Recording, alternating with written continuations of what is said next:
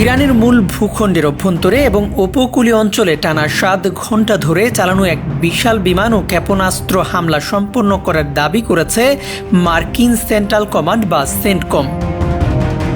ওয়াশিংটনের তরফ থেকে জানানো হয়েছে যে হরমুজ প্রণালীর নিকটে এবং দেশটির উপকূলবর্তী এলাকায় অবস্থিত কয়েক ডজন গুরুত্বপূর্ণ সামরিক স্থাপনাকে লক্ষ্য করে এই ধারাবাহিক বোমা বর্ষণ চালানো হয়েছে।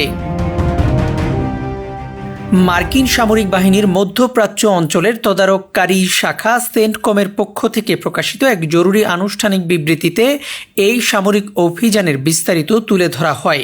সেখানে তারা স্পষ্ট করেছে যে 7 ঘণ্টা ব্যাপী চলা এই প্রবল আক্রমণের মূল লক্ষ্যবস্তু ছিল ইরানের উপকূলীয় প্রতিরক্ষামূলক ও কৌশলগত সামরিক অবস্থানগুলো, যা মধ্যপ্রাচ্যে তাদের ভাষায় বৈশ্বিক নৌ চলাচল ও বাণিজ্যিক জাহাজের সুরক্ষায় হুমকি সৃষ্টি করেছিল।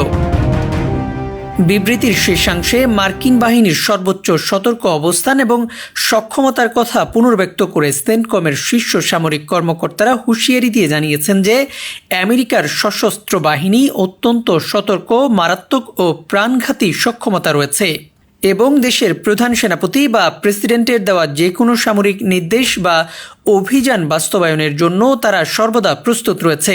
ওয়াশিংটনের এই অনমনীয় অবস্থান পারস্য উপসাগরে চলমান যুদ্ধ পরিস্থিতিকে আরও দীর্ঘায়িত করবে বলে ধারণা করা হচ্ছে।